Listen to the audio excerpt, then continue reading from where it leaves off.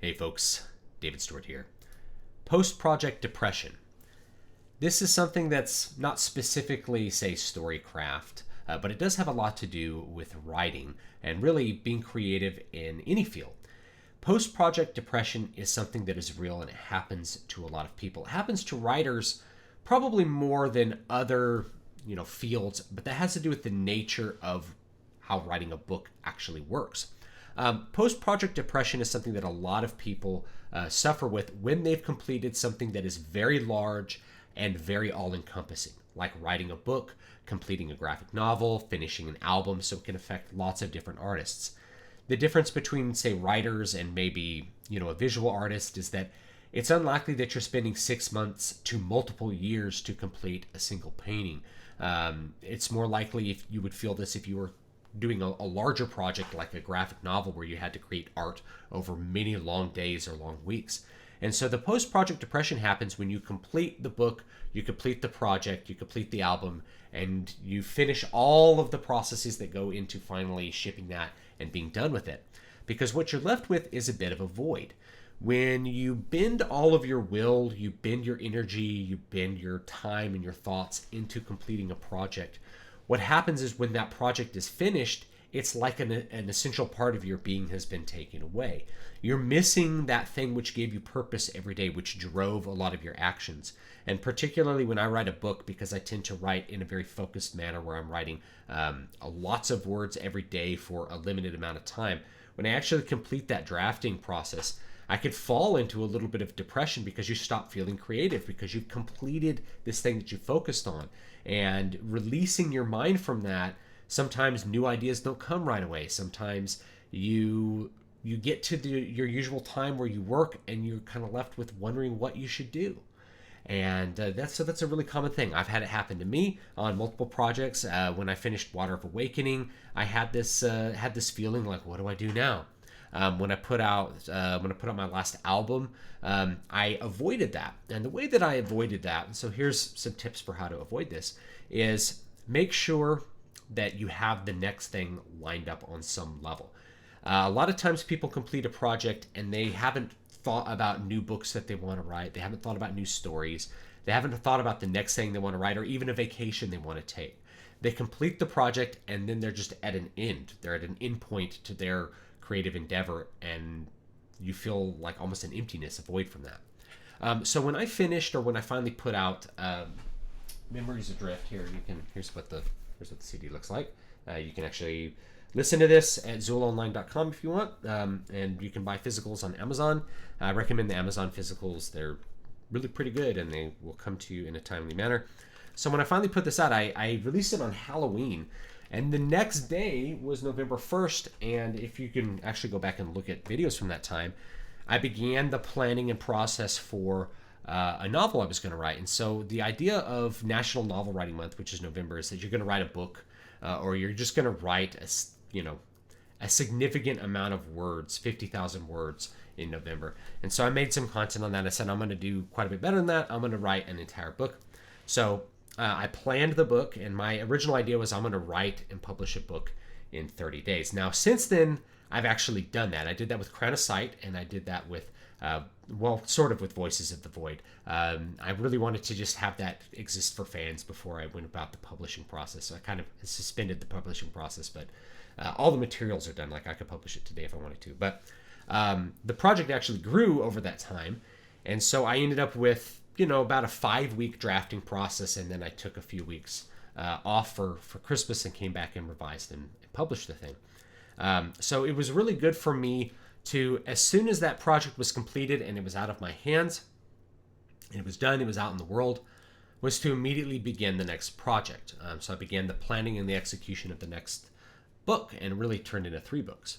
And so that was really a good thing for me to do.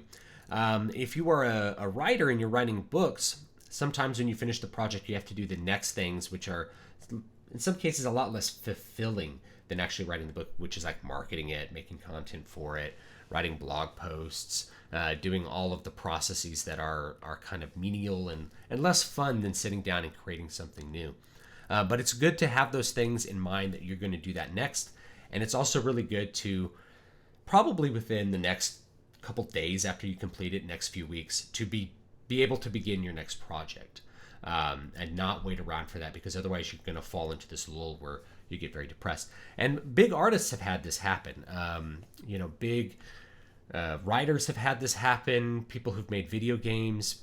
You can talk to video game developers, like they ship the project and then they have like a post-project depression because it's done. Like all of their effort has finally concluded with something, and then you're kind of left with, what's the next project? Am I going to feel the next way? Or maybe you get assigned to a new project and you don't feel that passion that you felt. And so instead you feel a little bit of a void or emptiness, because you're not as connected to the next thing as you were to this passion project that you finally brought to fruition. And those are all normal feelings. That's all a normal thing to deal with. So the way that I usually deal with it is I just have the next thing ready to go, or I plan things so that I can avoid these kind of lulls where I end up spending too much time introverted and not enough time like directing my energy into a creative project.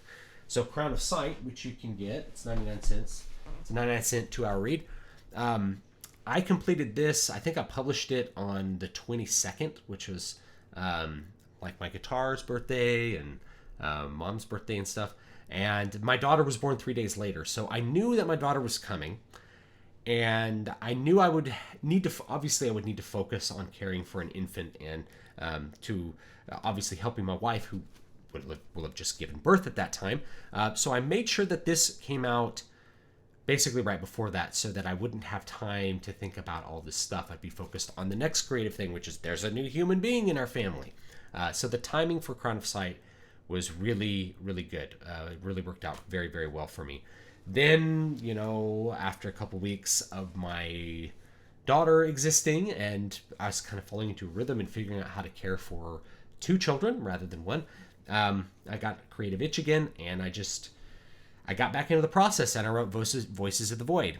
And so I completed Voices of the Void, and I didn't want to publish it right away. I really wanted to just kind of put it out to my readers, to the people who like my stuff, and see what they thought, because it was horror and it was so different. And in the time since then, it's allowed me to, okay, when I finish this, I'm going to reorganize the way I do YouTube. And so that's what I've been doing the last couple of weeks.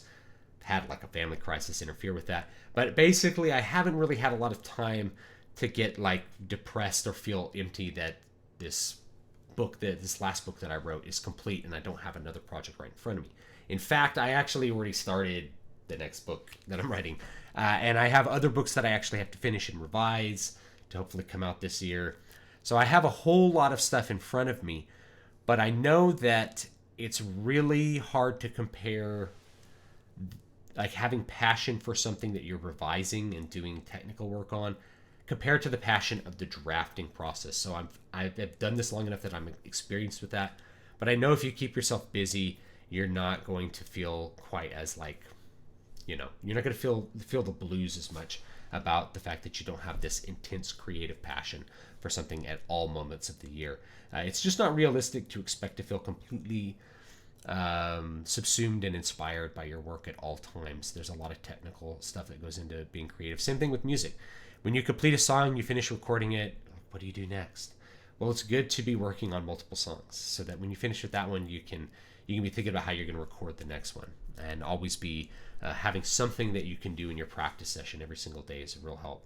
A lot of people have this happen when I remember when I was in back in college, people would do like their senior recital or their master's recital. Then the next day they'd just be like, I don't know, what do I do now, man? Like, I finished this recital and I don't know what the next step is. So it's really common to experience that. A lot of people, when they finish college, they get post-project depression. It's very common because something which has a lot of meaning ends, and then you don't know what the next thing that's going to give you a lot of meaning is actually going to be. So my solution is make sure you have the next thing lined up, so at least you're busy, and especially if you can be busy with something that's likely to give you meaning, that's going to be even better. So thanks so much for watching. Don't forget to like, comment, and subscribe, and let me know what you want to see in the future down below. You can find my books at Amazon, and you can read about them at dbspress.com and find samples and links, hopefully, they're available on whatever retailer you want at this point. I don't do Amazon exclusives anymore. So check them out. If you join my mailing list, you will get the new one, Voices of the Void, for free. And for a while, you also get Water of Awakening, which you can actually see the cover for behind me there. So thanks, and I'll see you guys next time.